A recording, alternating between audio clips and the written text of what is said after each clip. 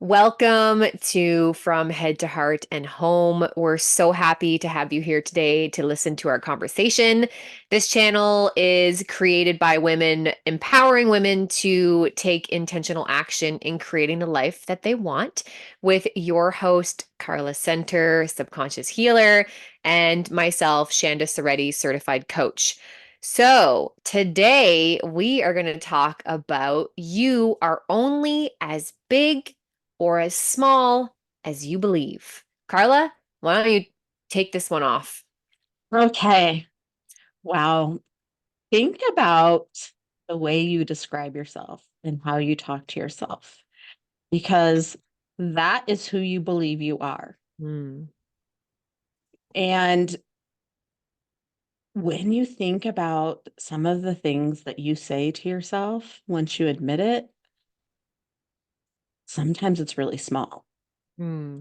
And when you're aspiring to be something bigger, you really have to take a look at those beliefs about who do you think you are? My belief was that I was this scared little girl that couldn't get anywhere. And so if you really looked at my actions, like I could do big things that meant I could survive, right? Because that scared little girl had to survive. But acknowledging the fact that those beliefs were keeping me small was huge. Hmm. So the more you really take a look at your beliefs as you're making um, these goals and just dreaming about what you want your life to be, really look at where you're at and who you think you are. Yeah. Oh, that's so good. It's so, so good. And I want to add to that by saying our self-talk and our actions determine who we think we are, right? And it's like the action is what like proves or validates how we think or feel. What Mhm. action are we taking that feels out of alignment or that we wish we weren't taking? Okay? That's step 1. And then figuring out who you want to be, like who you I almost want to say who you authentically are, right? Because you're in there, you're just buried down in Yes. there deep. So it's Yes. not like we have to actually change. Like we call it change work, but you're not actually changing. It's almost like you're remembering, you're rebecoming, right? Mhm. Like you're tapping back into yourself.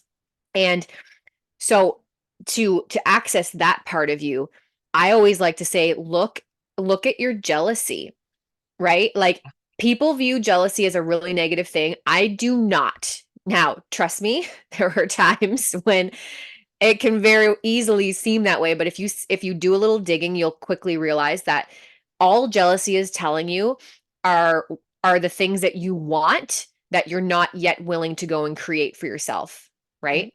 So to me that's like, oh, well, okay, that's like guiding me towards my authenticity, right? Right. I'm jealous because this person looks like they're having fun traveling the world and I wish I could travel the world. It's like, okay, well, there you go. That's something that you actually want to do. So go create that, right?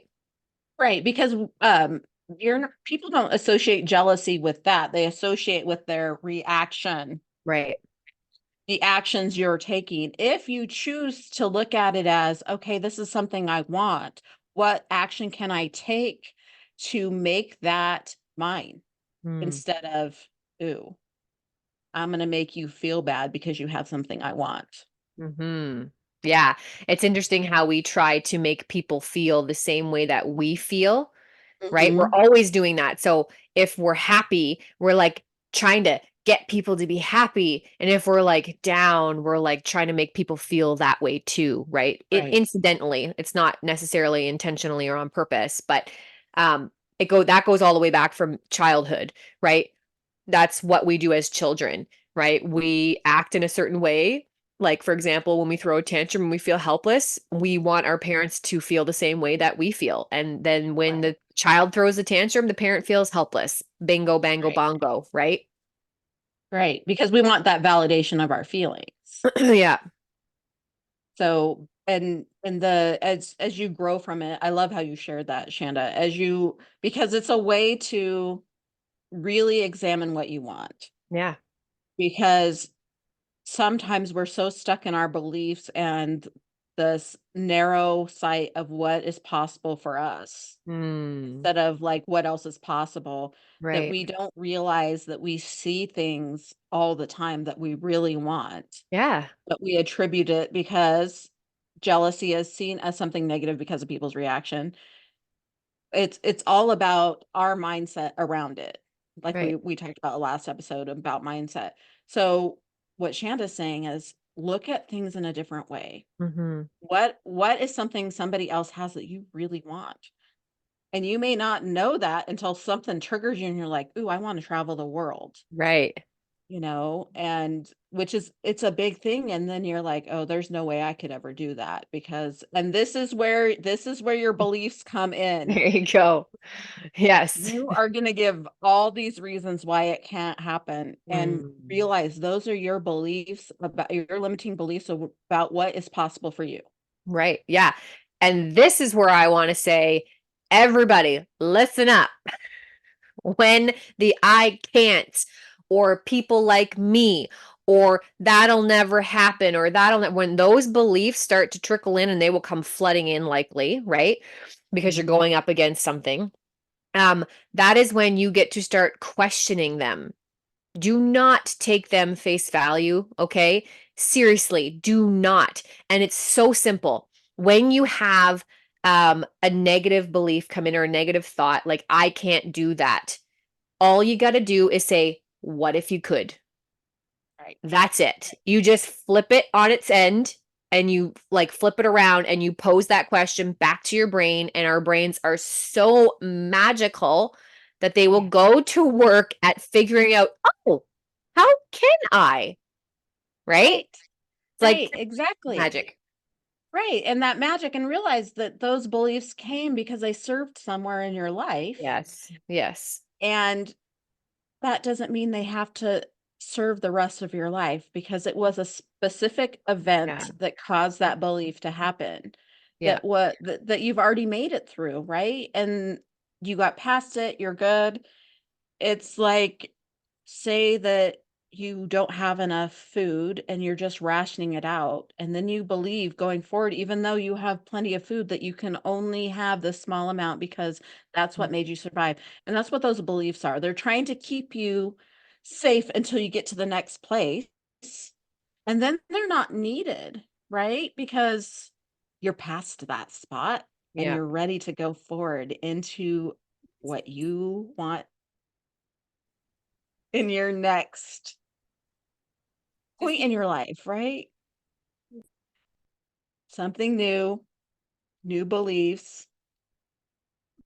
So much more is available to you than what your beliefs have given you. Should, could, would, all of that keeps you stuck there. Just realize there's nothing bad about limiting beliefs, except for you don't need to keep carrying them into the future. They got you through the spot they were supposed to. There is a point to them. absolutely. Thank you for recovering for me. As I was going to add something there, and then I just decided to rip everything off my desk, but here we are. Imperfect action, right? We're just going to keep rolling with it. And I want to add to Carla what you were saying, because I think it's really, really awesome. Um, we do outgrow our beliefs. We outgrow strategies. We outgrow all of these things as we continue to grow, right? That's why another thing, like staying stagnant, doesn't work for us, because that's why we kind of feel like the monotony of life, and we start to get bored and all those types of things. Like, because we got to keep growing. That's what we're here to do, Right. is to keep growing. Um, and I don't know if there's any belief that you won't outgrow at Yeah. some point, right? I'm the only caveat that I might add to that is, like, if it's something from pure love, we might not outgrow that, because how do you, right? If it's something that Right. truly comes from the essence of love. But so, like, think of it, we limit ourselves all the time. Every single day, we limit ourselves with what we do and don't do, how we speak, what we don't say, how we think, you know, all the time, right? It's like, and I think like 80-90% of the time, we don't even realize that it's happening, right? It might just be a Right. thought that passes through our brain. but we don't question it. We just let it Right. go and we continue about our day, right? Like, for example, even just something as simple as like dropping something or stubbing your toe or banging something and like marking something up. We're hard on ourselves, Yes. right? And it's like, wait a minute, wait a minute. So, coming back to the you are as big or as small as you believe, right? I almost want to encourage you to like as some homework from this episode to do a little bit of introspection and in self-inquiry and write down like truthfully and honestly, how do you feel about yourself right now? Do you feel big? Do you feel small? Like, where are you at? Do a little check in. And then from that place, you can kind of start to think about a roadmap moving forward, right? And I mean, you can literally create, and trust me, I didn't believe this either, but you can literally create everything that you want in your life. You can Right. have whatever lifestyle you want so long as you're willing to go out and take the action needed to create that result. That's it, Right. right? It's like you can have whatever you want, but you got to do the things required to have that, right? And Right. I do want to back that up with something. And I can tell, Carla, you just want to jump in there. Um, I feel like we need to pay attention to the things that we want, the actual like physical, tangible things that we want. We want a car, a job, a house, whatever, a relationship. We need to pay attention to those things because it's not the actual thing that we're after. We're after the feeling of what we Mm. think it'll bring us once we have that thing. Okay. So just pay attention to that. I think that's a big key to this whole process. Right. I completely agree. So the emotions behind why you want it, and to really look at that, say it's the financial stuff, often that has to do with freedom. And Right. why do you currently not feel free? Right. What are the reasons behind that? And do you feel like you deserve to be free? Because Mm, there are some big beliefs in that. And when you ask yourself what you deserve when you're looking for something, it can bring up mm, all kinds of different things. yeah. Yeah, big time. Big time. And there, there's a reason why there's birthrights. Like I have five birthrights that I like to talk about and they're inherent to us, meaning we're born with them. There's nothing that we can do or can't do that will detract or take them away or erase them, right? Right. We don't need to earn them in any way. And one of them is deservability, right? Right. We have the right to like deserve like want things and that be okay, right? Right. Just like love, we have the right to love and be loved. Right. And that could be one of the things, why do I want a partner? I want to feel loved, Right. and why do you not feel loved? What are your beliefs around love and how much you deserve it? Self-love is huge. However, if we don't believe we deserve it, we neglect our own self. We don't Mhm. treat ourselves with love and kindness. And there's that belief too, like how big are we allowing love to be a part of our life? How closed in are we? And that's a huge thing for us to look at when we're looking at how big or small we believe we are. Yeah. And, to take that further, oh my gosh, like what you just said was so, so beautiful and so spot on. And it's like, wherever we feel like we're missing something, like you were saying, like, okay, maybe it's love. Okay, I want a partner. All right. Well, that means like you feel like you don't have enough love or you want more love in your life. My question would be, where are you not giving yourself the love? Or when it comes to deservability, where do you feel like you don't deserve it? Because it has nothing to do with, well, they make me feel like I'm not worthy or deserving of whatever. It's right. We like to see it from that point of view because then it almost feels like it's not our fault. But guess what? There's no fault anyway. There is no Right. fault. There's only like awareness and then lack of awareness, I think, Right. right? Right. So where can you create that sense of deservability? Where can you create that sense of love? Where can you create whatever it is that you want more of Right. in your life for yourself, right? Because if you're willing to create it for you, then you're going to be able to go and create it for the world, and it'll have that ripple effect. Right. Right. And that's where you really dive in instead of being as when I think about what they've made you feel or whatever the questions that we ask, we have the victim and the villain, Mm-hmm. and we can do that especially with love, or well, what my parent taught me this or my parent taught me that. We look the reason to look at the past isn't to make a villain out of anybody. Right. By the way, everybody's doing the best they can, and sometimes it's not pretty the best they can, but just being aware of, okay, whatever their best is, that doesn't have to do with me. I have to look at, okay, where am I pulling this from? Not to be the victim, but okay, this is what my belief is because of whatever the situation was. I have a belief. I have power to change that. Mm-hmm. I have power to change that I'm not lovable. You are. But somewhere, something made you felt I'm not lovable because X, Y, and Z. But you have the power to change that. We have the power to change any belief that we have 100%.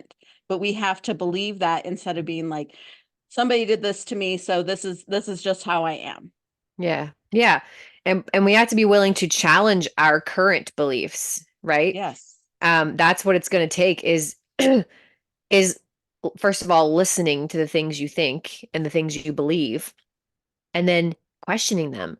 Like, you know, we I wish that we taught our kids to question everything, right? Even as I'll say, even as inconvenient as that might be sometimes, right? Because we carry so much with us, right? We carry so much with us, and there's so much that we hold on to that doesn't even belong to us, right? And that wasn't even accurate. It's our perception was we had a very specific lens on during a certain experiences, and we all do this for every experience. We wear specific lenses, which is what Yes. creates our reality and our perception of something. But that's why two people won't likely ever have the same perception about something that happened. I think it's like the car accident thing, or like the traffic thing, where it's Mhm. like what happened, and they ask like six different people and they get six different answers. Like none of them are even remotely the same because we all have different lenses that we're wearing, right? Right. And so it's like challenge your beliefs. If I mean, if you if you if it's something that you wish that you could change, that is a red flag right there. That is something you get to absolutely challenge so that you can learn, okay, well, if it's not this, then what else could it be, right? If it's I'm not deserving, okay, well, I don't want to feel that way. Great. Now you've identified that you don't want to feel that way. Okay, so how do you want to feel? Some Right. people are like, I don't know. Okay, well, the place to start is, well, I don't want to feel undeserving. Okay, so that's your starting point. But you always want to have your beliefs in like a positive connotation too, right? Like you never want to have that negative spin, like, I don't want to feel this way, or I want to feel less of this, right? None of that. It's like positive and all. So like I want to feel happy, not I want to feel more happy, because what does that mean? What Right. does more mean, right? Right. Yeah. Right. And really understanding that when we say I don't know, it's there somewhere. And so Yeah. that's why you start exploring it, right? That's why you explore it. Because somewhere in you, you know what you want that doesn't match that belief, but you're holding it down because you're holding on tightly to the belief. And we all do it. Mhm. It's there's no wrong to this. This is like you're finding what you want. Do you want something bigger than where you're at right now? You get to it's everything's a choice. Yeah. Holding on to your beliefs is a choice. Yeah. Yeah. It's almost like I can kind of picture like if we got to this is this is what helped me get over some of my past traumas. And it was around a lot around forgiveness. And so I was like, okay, I realized at first I thought I would just have to do something once, like just do the process one time and it'd be done and that would be that and I'd be all happy go lucky, but that's not what happened for me. I had to do it multiple times. And so what I decided to do was every single morning I got to wake up and decide if I wanted to forgive this person or not, right? Because it's a Mhm. choice. So I was like, am I in a space right now that I want to? And some days I was a little bit more resistant, but over time that became so effective and impactful in my life that I woke up in the morning and I wouldn't have to do that process anymore. It was just naturally there, right? It's Right, like, what if we wake up every single morning with a clean slate? And right, I even want to do moment to moment because that's what Carl and I believe too, is we don't have to wait for the next day to fix something or do right, something or heal something or change something. We can do it right then. But for some people, just to kind of help get your mind wrapped around these processes, maybe doing it, pitching yourself waking up in the morning, being like, all right, this is how I'm choosing to feel today. Like I picture it like going to your closet and picking out an outfit. What do you want to wear today? Do you want to wear grief and sadness and um resentment, or do you want to wear maybe like fun and play and forgiveness? Like, you know what I mean? Like treat it like that, like as if it's something you're literally physically putting on your body because you might as well be, is this is what happens, right? right. Right, because when you pick the one that's got the resentment and all of that, you're giving your power to somebody else, and that's what your day is going to be. Those Yeah. are going to be your thoughts. That's where your energy is going. And when you pick when you make this choice to pick something else, you have given yourself the power to have something different in your life. Yeah. You're That's choosing. why we keep saying it's your responsibility. You get to make that choice. Yeah. And sometimes it's harder and you have all the thoughts about, but they did this, this, this, and this. And you get to give yourself grace and be like, okay, I'm going to be aware of when I do that and choose differently. Right. Yeah, and just acknowledge the fact like, hey, I don't want to feel like this, right? I don't want to feel small. I don't want to feel like a victim. I don't want to feel sad or betrayed. Like, I don't want to feel those things. They don't feel good. So let's choose something different. And it's like, even as if you were going to try on things at a store, it's like try different things on and see how they feel, right? Because depending on where you're at, they might not all feel good to you, and that's fine. They don't have to, but it's kind of finding out what feels good for you and just take it day by day. And then, in the middle of the day, you might notice that you're like, ooh, this is kind of creeping up on me again. And it's like, okay, let's go do wardrobe change. You know what I mean? Like, let's Right. go change this out. I don't want to feel this. So let's put it in the dirty laundry basket, right? And pick out Right. something that's clean. It's like when we spill coffee on our outfit or something. It's like that happens sometimes. And so will these muddy thoughts. They will come back in. It's fine. Just go pick out something different, right? Right.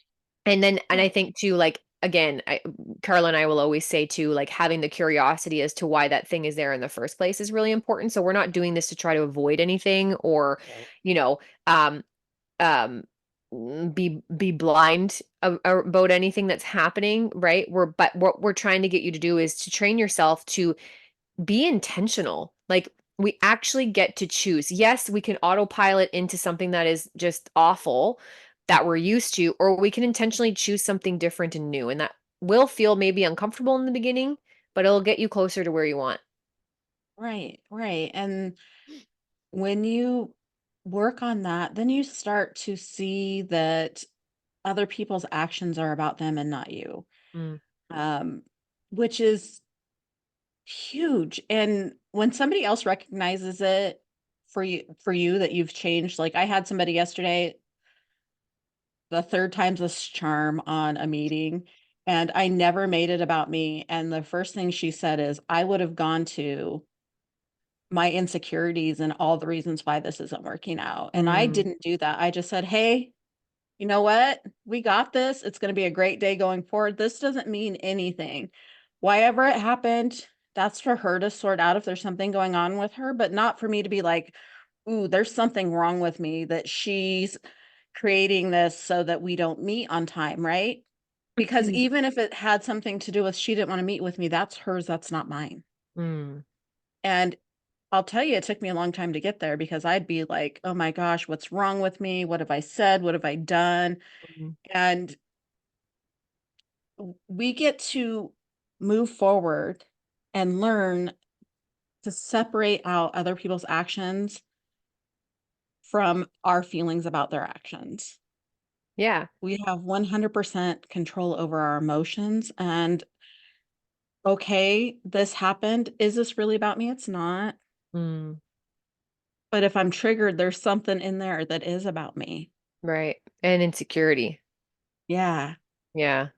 Yeah. And this is what, I think we were talking about this at the beginning, where it's like we carry all this stuff that doesn't belong to us. And it's like, think of how lighter our load would be if we just chose to let all that stuff go, right? It's like, no, I'm gonna let that go. It's fine. It's fine. I will tell you, that was an attitude that I got to adopt a couple of years ago, and it has really helped me a lot. Just being like, it's fine. It's no big deal, right? Yeah. It's no big deal. It's really no big deal. And Right. just letting them go. And it's like, you know what? You just hold the faith and trust that people aren't out to get you, right? Right. And everybody, like you said, Carla, everybody's just doing the best they can with what they have at that time. And I think if we can understand that when we perceive someone to be treating us in a negative or a bad way, I like to encourage you to have compassion for that person, because what must they be going through in order to treat somebody like that, Right. right? To act that way. And so it takes the sting off of like they're doing this to me, and it's like, okay, maybe that's true, but again, what are they experiencing to create this reality, right? And it Right. just dropping into compassion is in my experience is just such a beautiful um response to negativity. Right.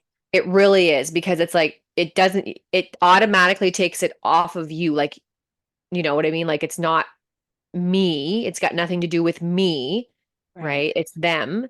But it also allows you to kind of grow your heart a little bit for somebody, and maybe even at some point, maybe you would even ask the person, like, are you like, what's are you okay? Is everything okay?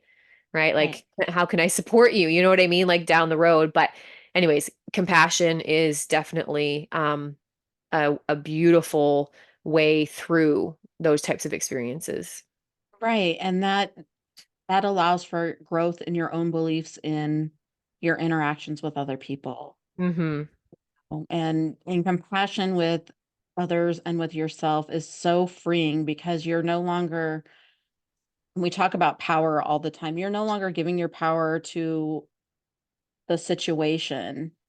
You're still you're controlling your own power. And this is like, I get to be compassionate with this person and then make decisions based on that compassion. Okay, do I want to talk about this later with somebody? Is this maybe they're in a space that doesn't match with me right now in what I'm trying to do in my life? And that's perfectly, instead of doing things out of anger and resentment and attacking, you get to not hold those emotions in you. You get to be like, okay, I don't really know what's going on, but I get to let you go do your stuff if this is not right in my current life where I'm trying to change these beliefs about myself.